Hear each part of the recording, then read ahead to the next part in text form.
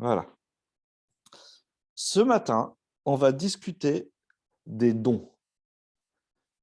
Et on va discuter plus particulièrement, pas des dons, nos capacités qu'on a acquises à travers nos formations ou les choses dans lesquelles on est fort, mais les dons spirituels. Et arrivé un moment, je vais commencer à parler des différents dons.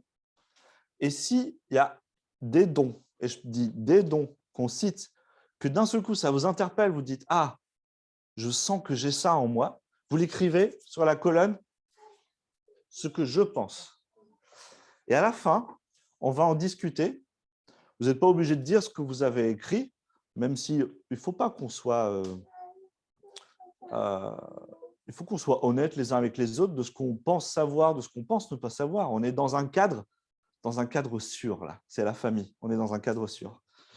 Et ensuite, on va arriver peut-être à un moment où les autres vont dire « Tiens, moi, je ressens ça dans ta vie. » Voilà. Et là, vous allez écrire sur le côté ce que les autres pensent. Et ce qui est important, c'est ce que Dieu pense. Et donc, Dieu se révèle à travers ce qu'il nous met dans le cœur, à travers sa parole et à travers la bouche de nos frères et sœurs. Et donc, avec ça, vous allez pouvoir aller prier. Je vous donne direct la conclusion, comme ça. Vous allez pouvoir aller prier seul dans votre chambre, dans votre pièce, dans votre salon, et dire « Seigneur, montre-moi ».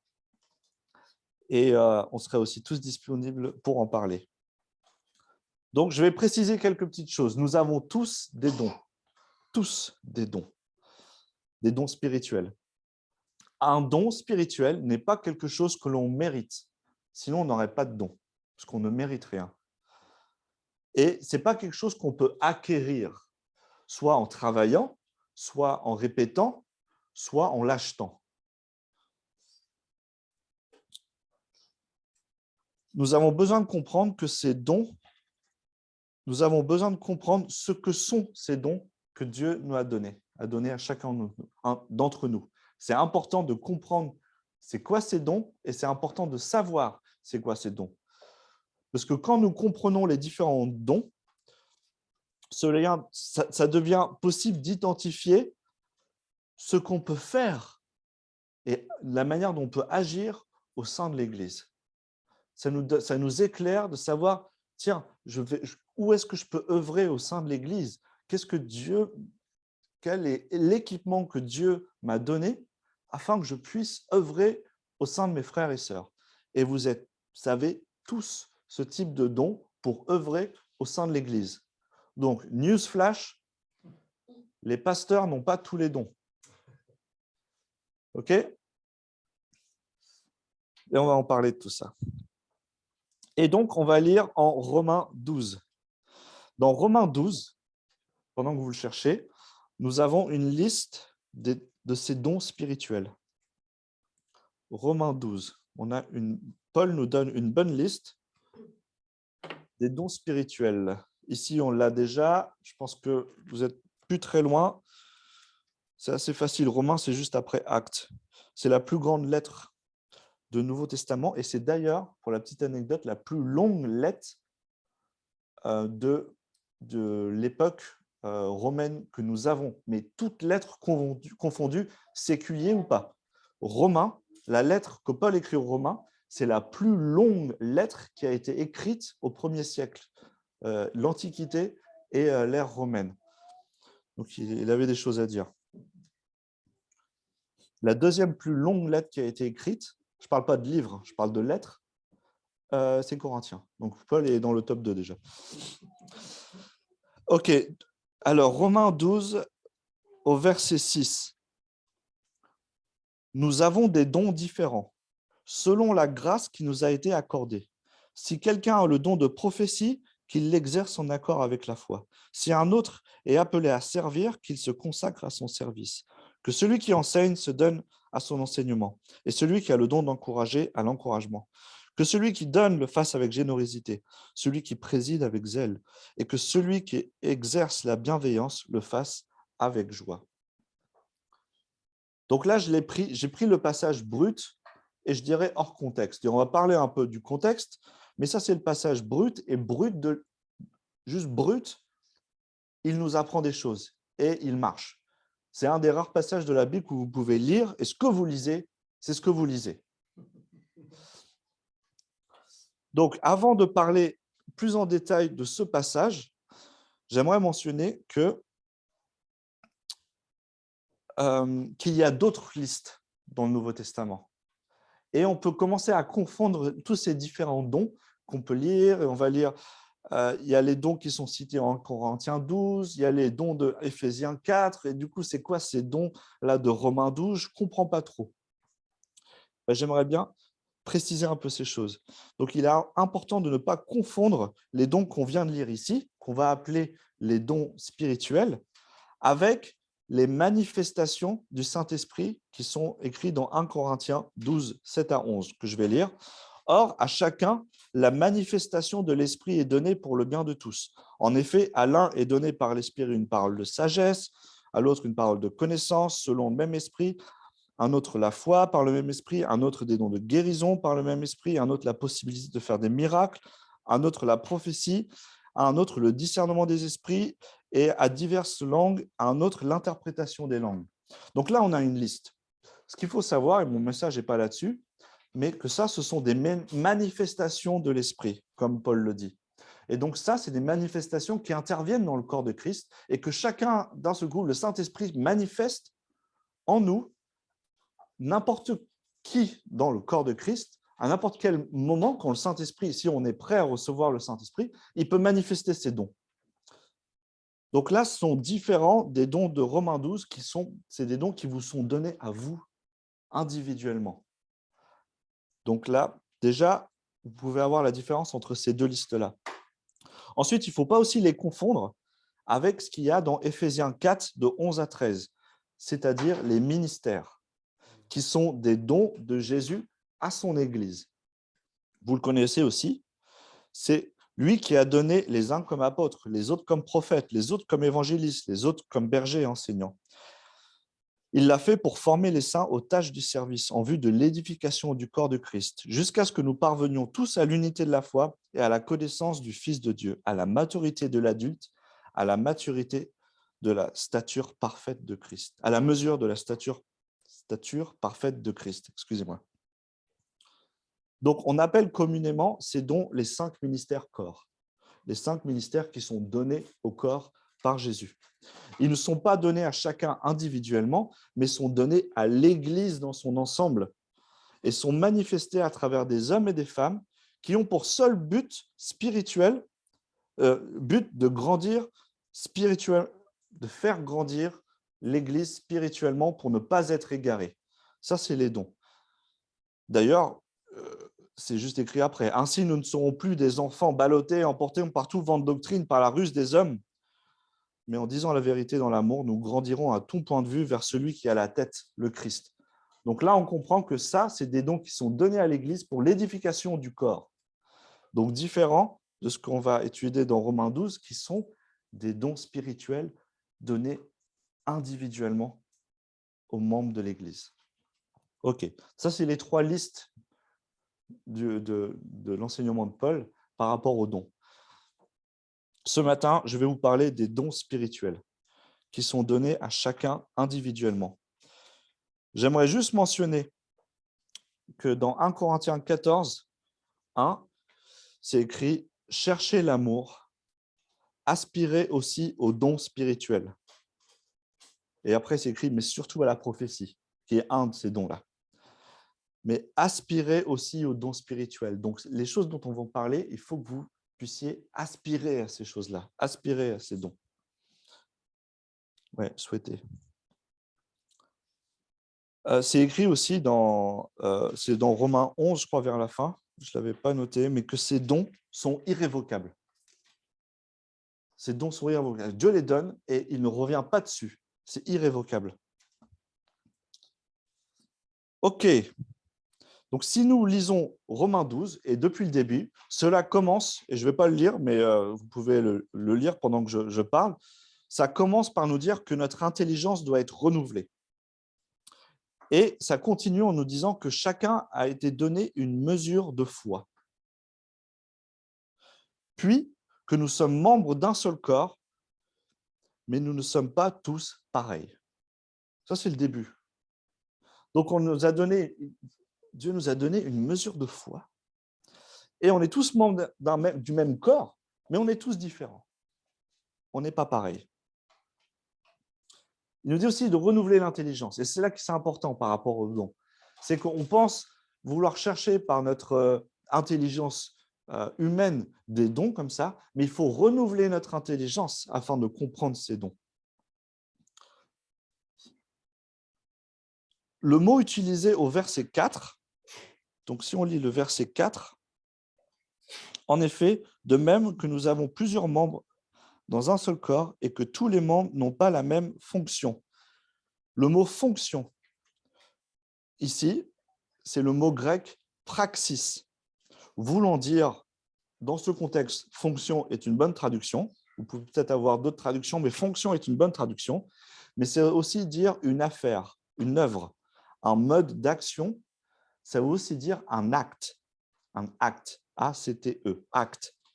Et c'est le même mot, praxis, donc acte, qui est utilisé dans acte des apôtres, praxis des apôtres. C'est le même nom, c'est les actes. Ok ? C'est le même mot, praxis. C'est une fonction, c'est un mode d'action, une manière de faire. Ce mot veut dire que nous avons chacun un mode d'action. Vous comprenez ça? On a chacun un mode opératoire, un mode d'action, un praxis. Nous sommes une pièce du puzzle et nous devons trouver notre place dans le puzzle, qui est le corps de Christ. Où est ma place dans ce puzzle? Je rentre où? Dans ce joli tableau, ce joli dessin, je rentre où? Et ça, c'est une question que beaucoup de jeunes se posent. Et c'est une question aussi que les plus âgés se posent.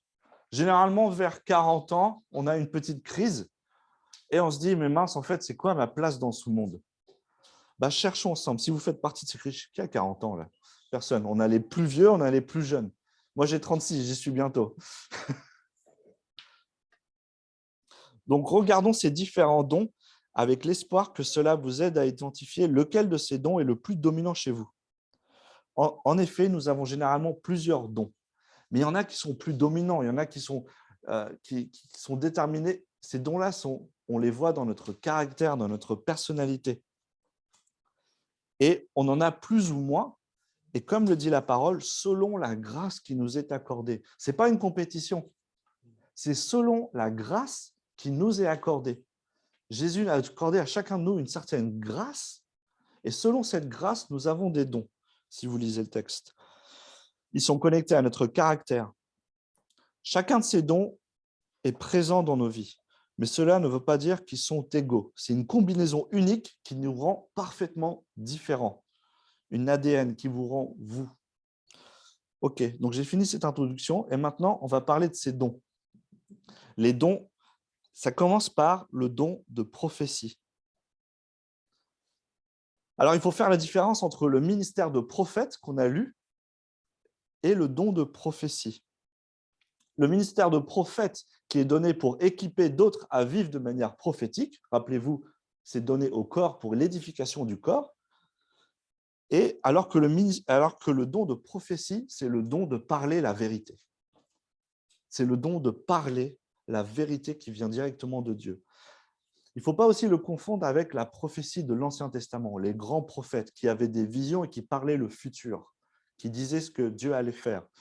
Dans la Nouvelle Alliance, dans le Nouveau Testament, la prophétie, c'est parler la vérité, c'est parler en esprit, c'est parler les choses vraies.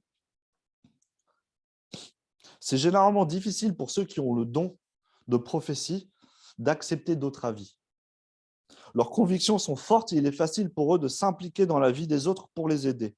Ils sont généralement tranchés. Et s'ils ne pratiquent pas leur don avec amour, rappelez-vous ce que Paul dit, si vous pratiquez, si vous avez ces dons-là, mais que vous n'avez pas l'amour, vous n'êtes rien. Donc, si vous ne pratiquez pas avec amour, on peut souvent penser que ces gens-là, que ceux qui ont le don de prophétie sont trop sûrs d'eux. On peut souvent avoir l'impression. C'est pour ça que celui qui a le don de prophétie doit se rappeler de l'humilité, de l'amour. Parce que généralement, il parle de la vérité.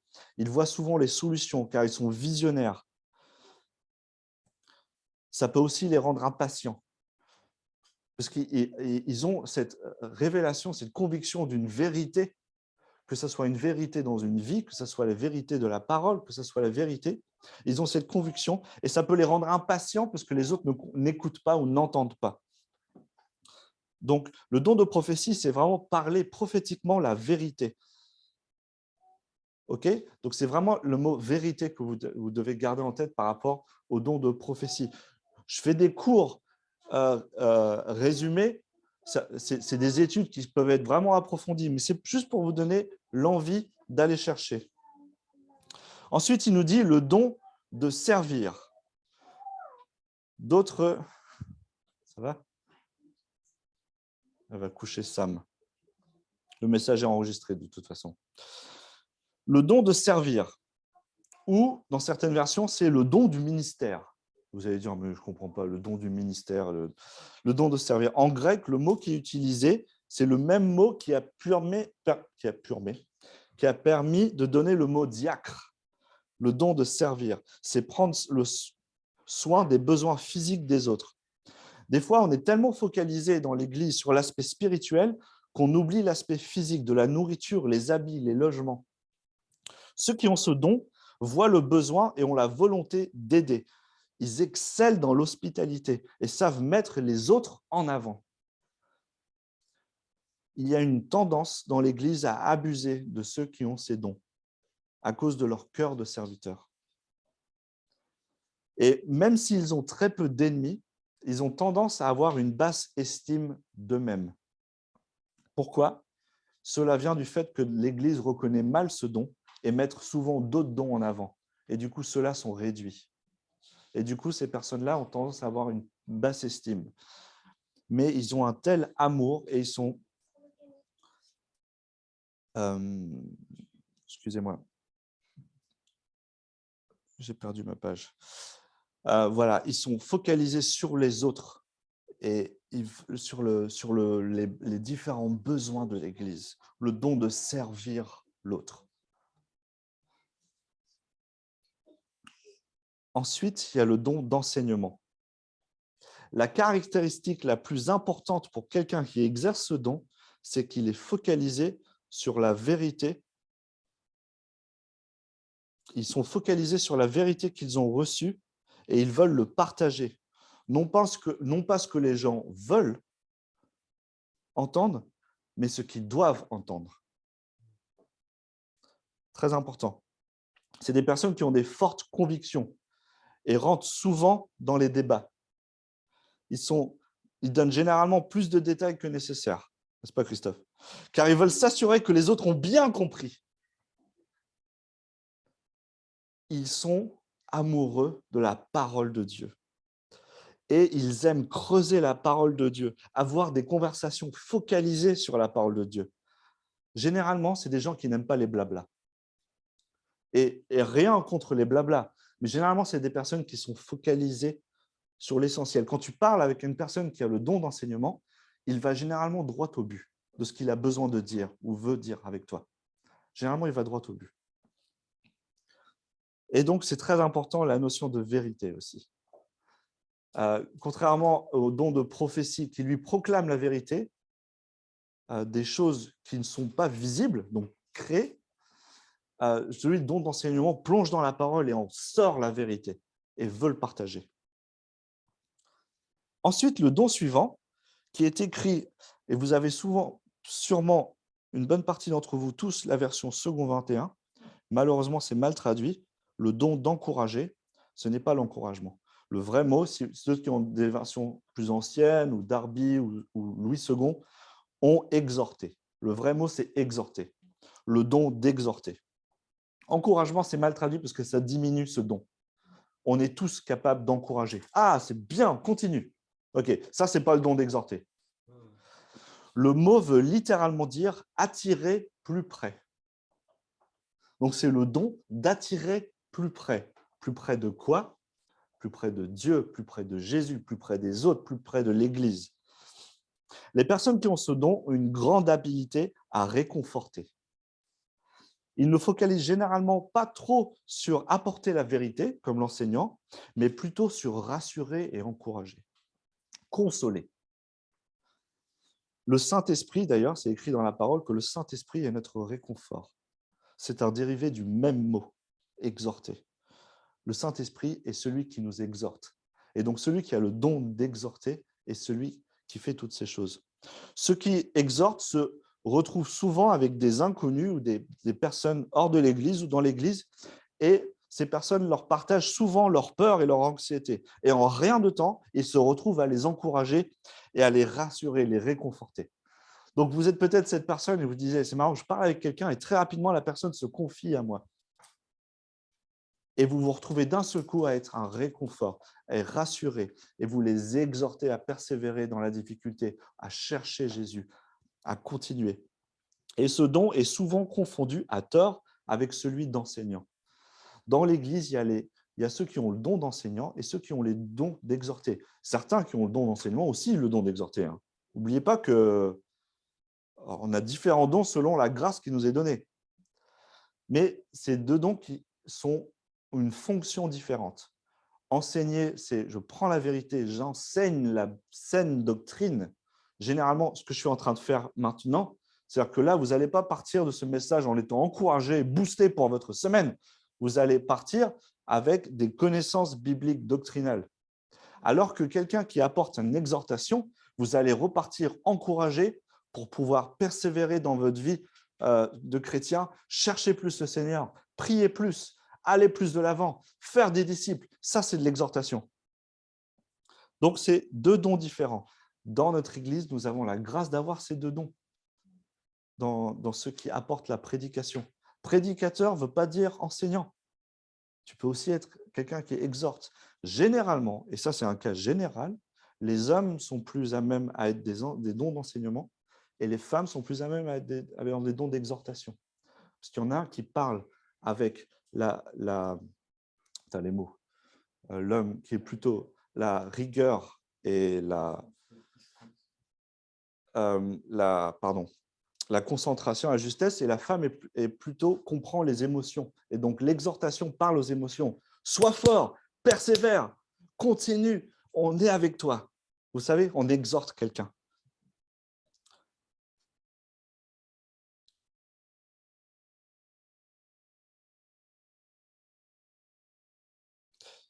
Pour donner aussi une différence, ce don, l'enseignant est souvent concentré sur le message, alors que le don d'exhortation est focalisé sur les gens, les personnes.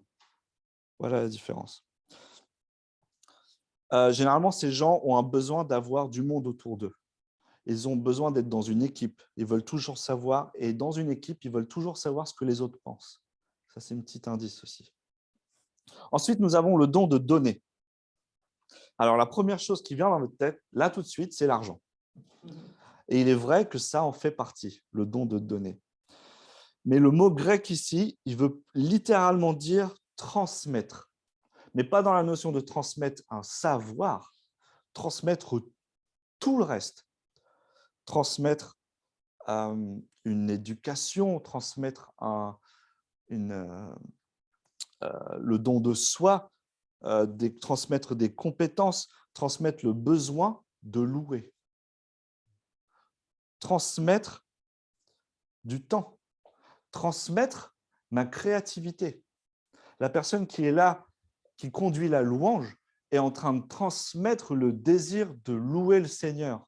Vous savez, c'est une transmission, c'est le don de autre chose que de l'argent.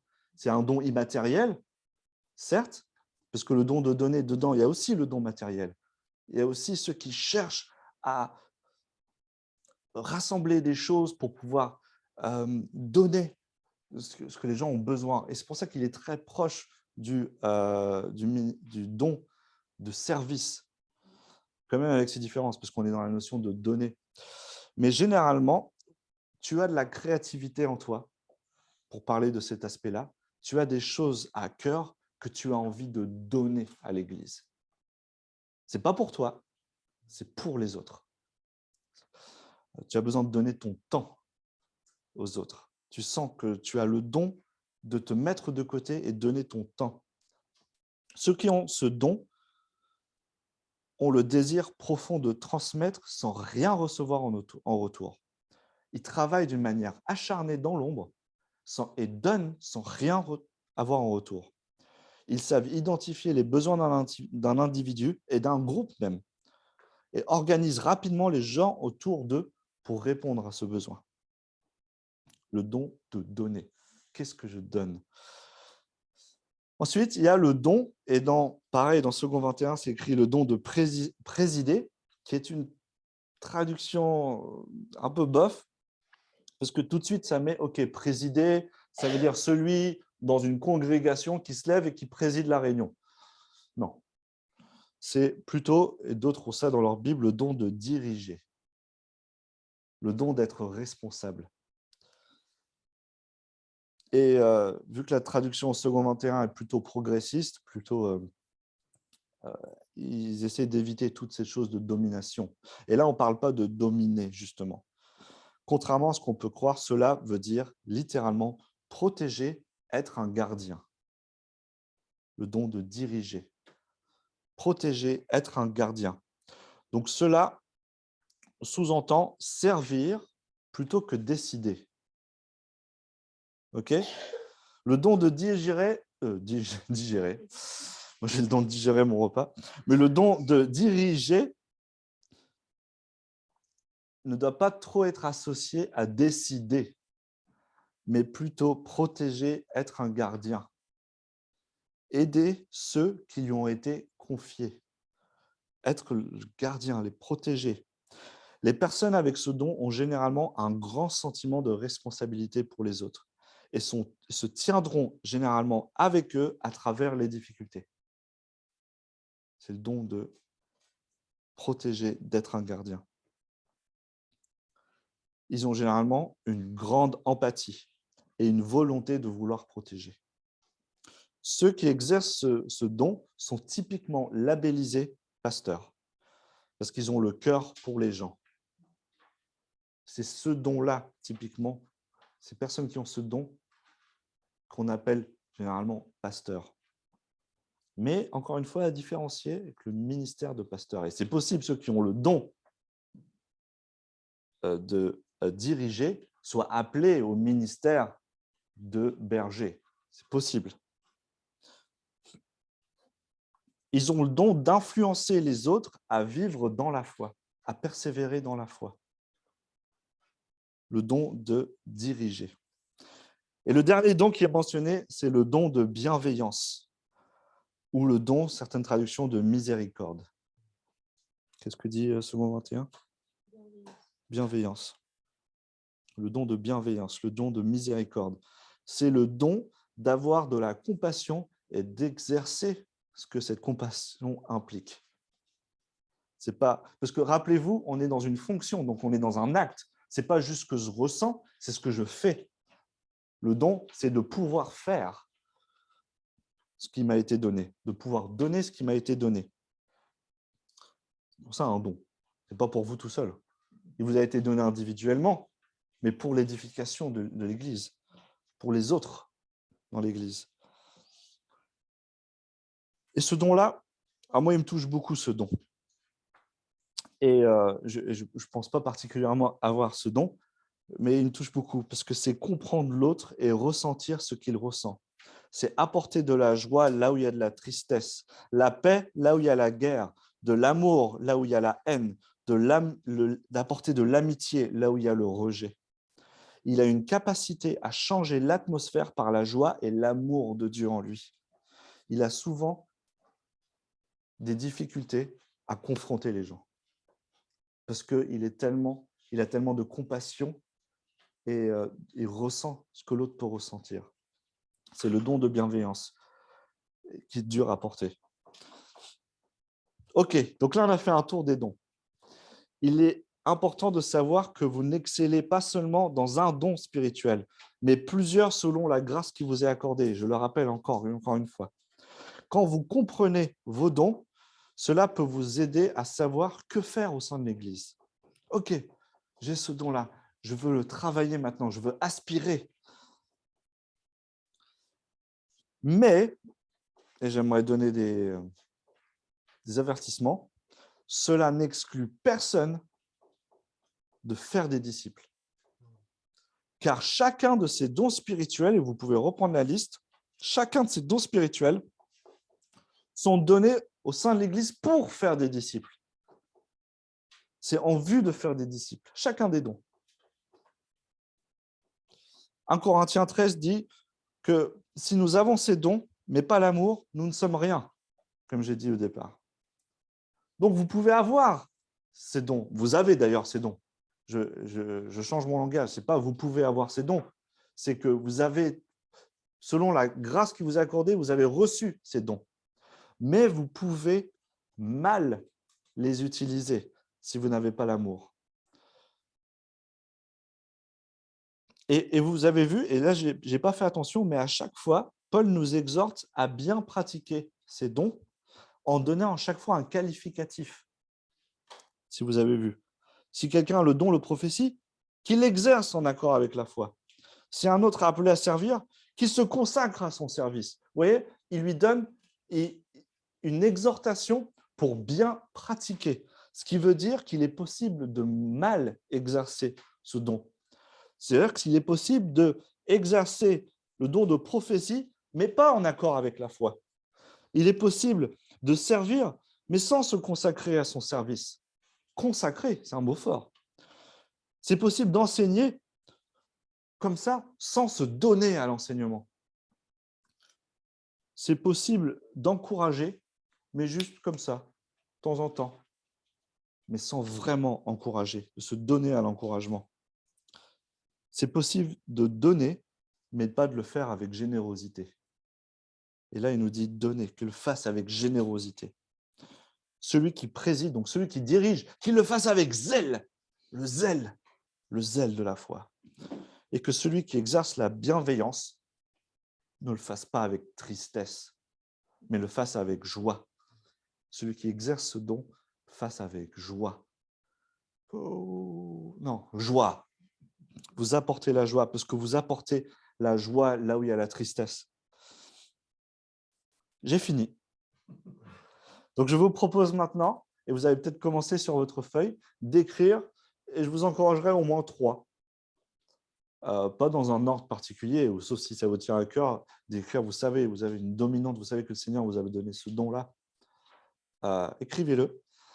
Et j'encouragerai aussi, après, à soit discuter en groupe, il faut vraiment, et je vais laisser après la place aux équipes sur place de décider, mais soit comme ça, de discuter individuellement, ou 2 à 2, ou 3 à 3, ou alors en groupe, si vous le sentez, de partager, et peut-être de parler la vérité dans la vie des autres, pour ceux qui ont le don de prophétie. De parler la vérité. Et il n'est pas question de rassurer les autres en disant « Non, mais je vois ce don en toi, juste parce qu'on a une compassion. » Si on ne sait pas, cherchons ensemble. Ne disons pas des choses, des vaines paroles pour l'autre, juste pour le réconforter. Je vous ai déjà réconforté en vous disant que vous avez tous ces dons-là. C'est juste une question de maintenant, Seigneur, montre-moi à travers ce que tu me mets dans le cœur, mais à travers aussi la parole des autres. Donc,